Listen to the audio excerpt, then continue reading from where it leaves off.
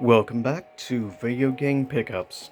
This is a special Nintendo Switch edition of pickups. Total 8 games to look at. This is for the month of August. So first up we have, as you see, a game that has become quite infamous as a lot of people hate it, especially whether it be your game critics or other things. I get it why a lot of people don't like it. I personally have not tried the game as of yet. I picked it up because I found it actually on clearance at Walmart. So I guess they were having trouble getting rid of it, so I took advantage and decided to pick it up. But it is made by one of the original creators that was involved in Sonic, as well as helped create Nights into Dreams, which was the main reason I decided to pick this up. Now, the weird thing is this was actually funded, as you see, by Square Enix, which is quite interesting in my opinion. Now, you're supposed to unlock like special costumes. Each costume is supposed to give you a specific magical ability. And of course, like the past games before it, obviously it's a platformer. So I'll be curious to try it out. Next up, the third in the series of Luigi's Mansion, the original, which was one of the first GameCube games I would ever actually end up playing. Haven't still played this yet. I thought maybe I'll wait until around Halloween to actually try this game out. I feel like that's the perfect time of year for a game like Luigi's Mansion anyways. But I'm curious to actually see how overall it plays and everything. You can tell that it's more heavily influenced art-wise, a bit more towards the first game rather than the second game, which was of course a 3DS exclusive. Still, I've heard overall very positive things about Luigi's Mansion 3. Next up, of course, needs no introduction, as I already said in a recent video.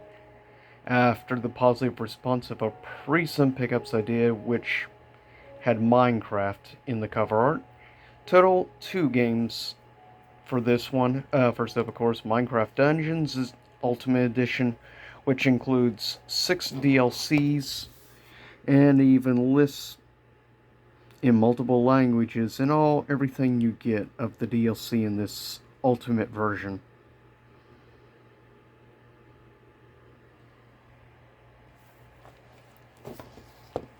And I will say, if you like dungeon crawlers, like Diablo and stuff, you probably enjoy this, though I think this is a better game for really newcomers to the dungeon crawler genre, rather than, unless you also, like myself, appreciate the aesthetics and just the overall look of Minecraft in the first place, which really appeals to me.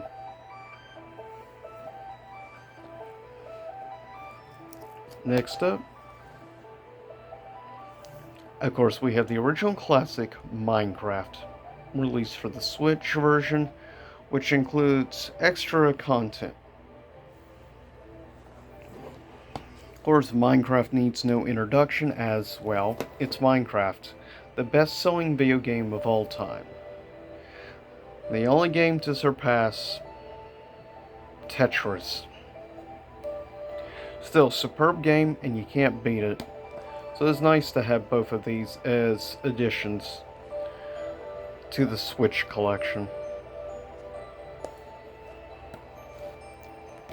Next up, a series has become quite infamous and very much coveted after, weirdly enough. Of course, that is Shantae, HalfGenie Hero, Ultimate Edition, which includes additional content, of course, obviously.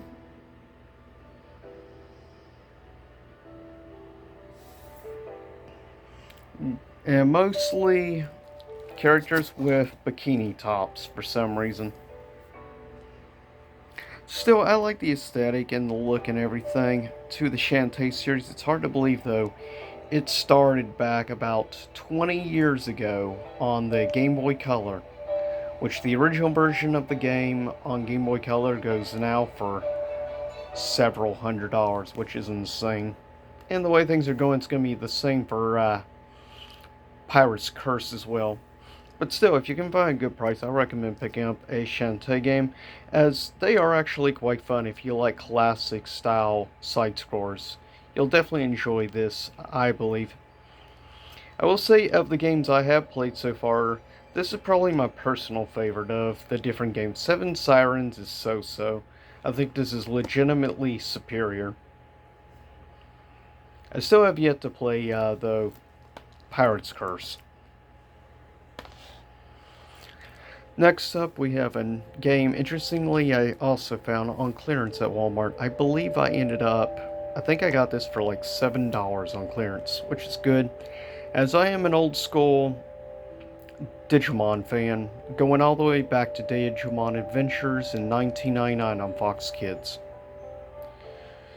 And this really had me curious about CyberSleuth, as it's supposed to be more of like a mystery, like detective type game, but in the Digimon digital world, which is really cool actually.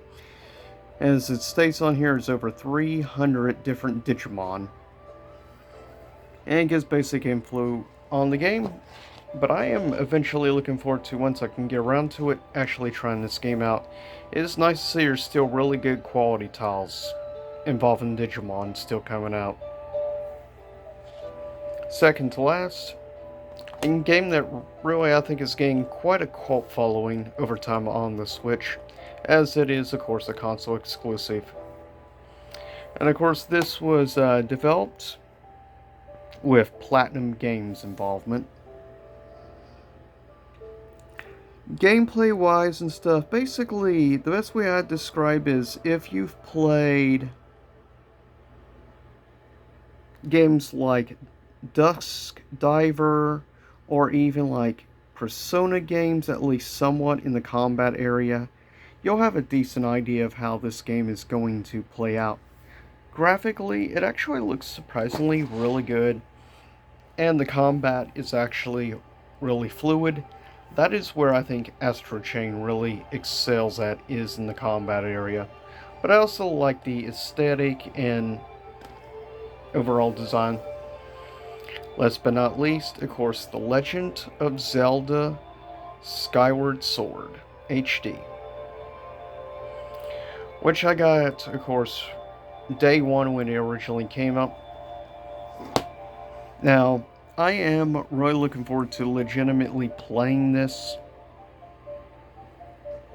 mostly because it's going to be nice to be able to play it with regular controls or the motion style stuff on the Switch over the Wii motion controls. That's the main issue I have with the original version of this game.